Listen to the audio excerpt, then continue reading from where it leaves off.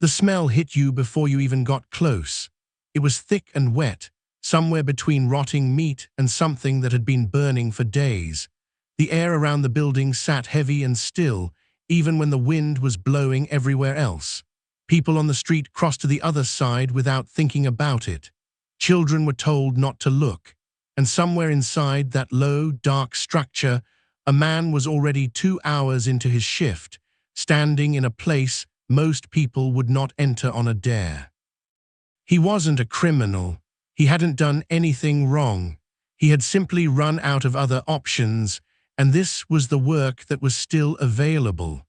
What happened to men like him over the months and years they spent doing that job is a story most history books never bothered to tell. The scars they carried were real. Some were on their skin. Some were somewhere deeper and far harder to see. To understand how a job like this came to exist, you have to go back to the streets of industrial England in the late 1700s and into the early decades of the 1800s. The cities were growing at a speed nobody had planned for. London was swelling with people pouring in from the countryside, desperate for work after the old farming arrangements collapsed. Manchester was doubling in size.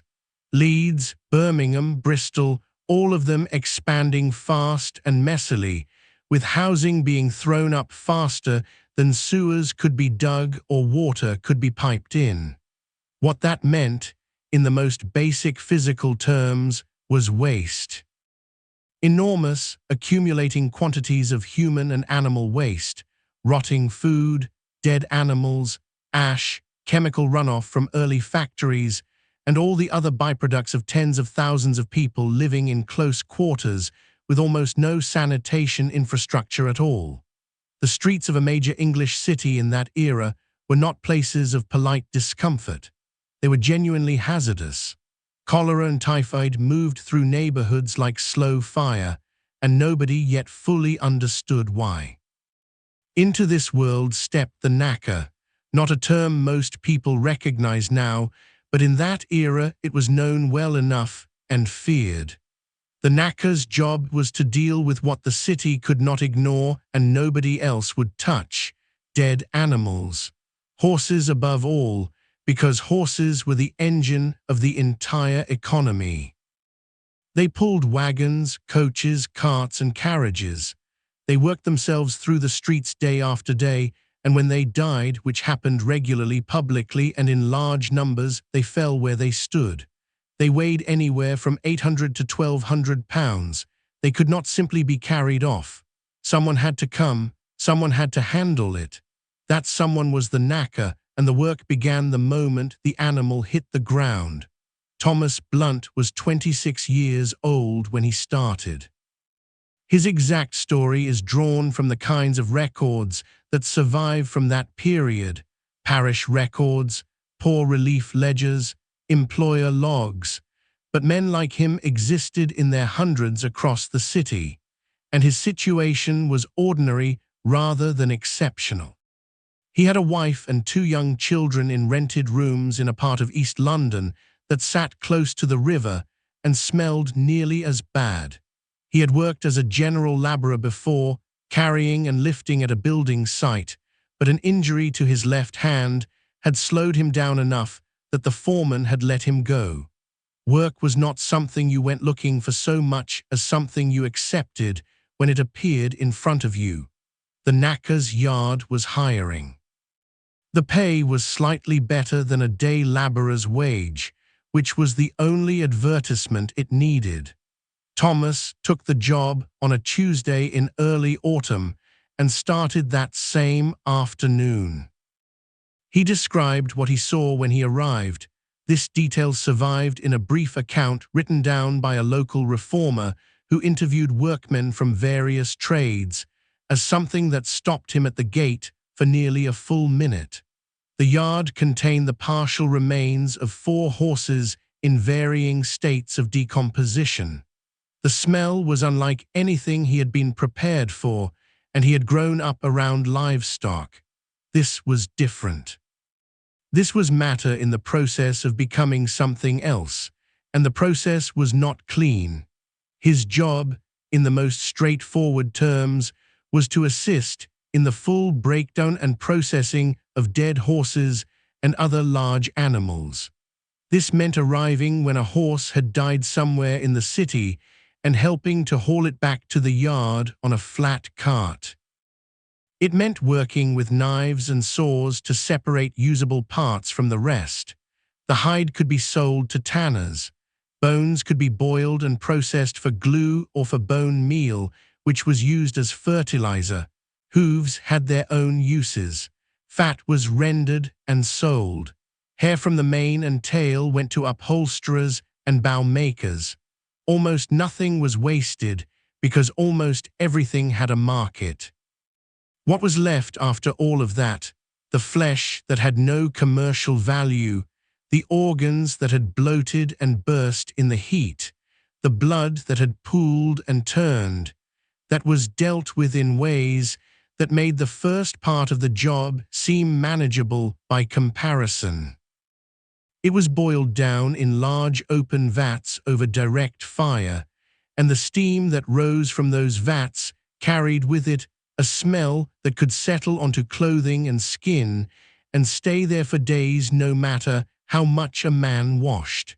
Thomas worked without gloves on most days. Gloves were not standard equipment. He worked with his bare hands in material that was a direct pathway for disease, and the cuts and nicks that came from working with knives and bone fragments meant that whatever was in that material had a clear route into his body. Within his first few months, he had developed persistent sores on his hands that refused to fully heal. Other men in the yard had similar markings, concentrated on their hands and forearms, and sometimes on their faces where they had touched themselves without thinking. The men who worked in knackers, yards occupied a specific and uncomfortable place in the social world of their time. They were necessary. Everyone understood that dead animals could not simply be left in the street indefinitely, but necessary and welcome are not the same thing, and knackers discovered this every time they stepped outside the yard. Neighbors did not invite them in. Landlords were reluctant to rent to them once the nature of their work became known. In some neighborhoods, children had specific words for the smell that followed knackers home, and those words were not neutral. There was a kind of unspoken quarantine around these men. It was not formal, not written into any law. It was simply the way people moved around them, the slight angle of the head, the step back, the conversation that ended a little too quickly. Over time, men like Thomas began to internalize that reaction. Some grew defensive about it and angry, others withdrew. A number of accounts from the period describe knackers and similar tradesmen becoming isolated even from their own families, not thrown out, but quietly set apart, eating separately, sleeping away from children, developing habits of self-erasure that had begun as practical hygiene and eventually became something closer to shame. The question worth sitting with is this: what does it do to a person when the work they do to survive is the same work that makes society turn away from them? When the labor that feeds your children is the very reason your neighbors will not shake your hand. The physical risks were not theoretical. Anthrax was present in animals that had died of it, and while the full understanding of bacterial transmission was still decades away during the peak years of this trade, the pattern of illness was visible to anyone paying attention. Men in the yard got sick with fevers that progressed fast and sometimes fatally.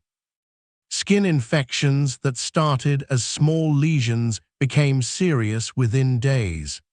The boiling vats presented obvious burn risks, and the cutting work meant that deep lacerations were common. A man named Aldred, mentioned briefly in a London public health report from the 1840s, died within 4 days of a cut on his forearm that became infected at the yard. He was 31.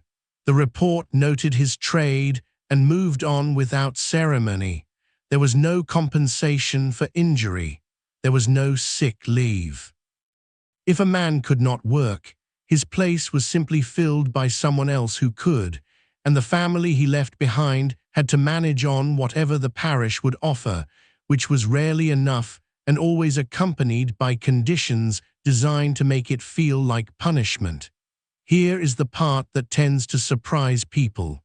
The knacker's trade was not only tolerated, it was, in certain moments, celebrated as a form of civic virtue. During outbreaks of disease, when the streets needed to be cleared rapidly of animal remains to slow the spread of infection, the men of the knacker's yards worked extended hours under considerable pressure, often commanded by local authorities who spoke well of them in official documents, and then said nothing further once the crisis passed. The same trade that was quietly excluded from polite society was called upon in moments of emergency as though its practitioners were essential servants of the public good, because they were. The irony was not subtle. It was simply never acknowledged. When you think about the people doing work today that others find uncomfortable or degrading but couldn't live without, does anything about Thomas's world feel less distant than it should? Most men who entered the knacker's trade in good health began to decline noticeably within 3 to 5 years. The persistent infections, the physical strain of handling heavy carcasses without modern lifting equipment, the exposure to toxic gases from decomposition and the rendering vats, all of it accumulated. A man at 30 who had been in the trade since his mid-20s often appeared 10 years older, moved more carefully, and had developed a chronic cough or recurring skin condition that never fully resolved. Some drank heavily, which was common across many laboring trades of the period and easy to understand given the conditions. The men who simply disappeared from the records were numerous. They stopped showing up at the yard. Whether they died quietly at home, moved on to some other difficult trade, or ended in the workhouse was not generally documented. Their exits were as unremarkable as their entrances. There was no ceremony for a knacker who left the trade. There was no acknowledgement. The next man stepped in, and the yard continued. Thomas's own record ends in the winter of what would have been around his 32nd or 33rd year. There is no death record that clearly matches him in that parish, which may mean he moved. It may mean the record was never made. It may mean he died far enough from home that no one knew to register it. His wife appears in a subsequent census entry listed as a widow. Their children are noted as employed. The details stop there. The city that Thomas and men like him served continued to grow. The horses continued to work and die.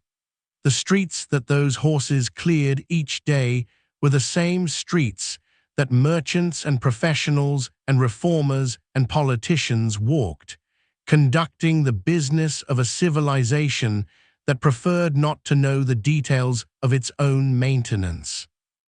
The glue that held furniture together, the fertilizer that fed crops, the rendered fat in countless industrial products, these things moved through the economy quietly and cleanly, having already passed through hands that would never be mentioned. That distance between the labor and the comfort it made possible was not accidental. It was structural. The people who consumed the products had no reason to investigate the process, and the process was arranged to keep them comfortably ignorant. The knacker worked in yards set back from main streets. The smell told everyone not to look too closely, and they were happy to comply. The debt that a city owes to the people who handle what it cannot face is a debt that has historically gone unpaid. Not because the value of the work was unrecognized. The rates paid for animal collection and processing confirmed that the market knew the work had value, but because the payment was financial and nothing else. The human cost, the shortened lives, the social isolation, the slow accumulation of damage to bodies and minds was never entered into any ledger. What Thomas carried home each night was not only the smell that his neighbors recognized and recoiled from. It was something that had no name in his time, the specific weight of doing work that everyone needs and nobody wants to look at. That weight does not disappear when the shift ends. It follows a man into his sleep, into his relationships, into the face he sees when he passes a window. The knacker's trade was far from the only work of that era that operated this way. There were jobs in the same period that made the knacker's yard look almost ordinary by comparison. Jobs that left no records at all, that were performed in darker and more isolated conditions by people who had even fewer choices and even less visibility. Jobs that history swallowed whole, leaving almost nothing behind except, in some cases, a small and easily missed entry in a ledger, a name, a trade, a date, and then silence. Some of those stories have never been told.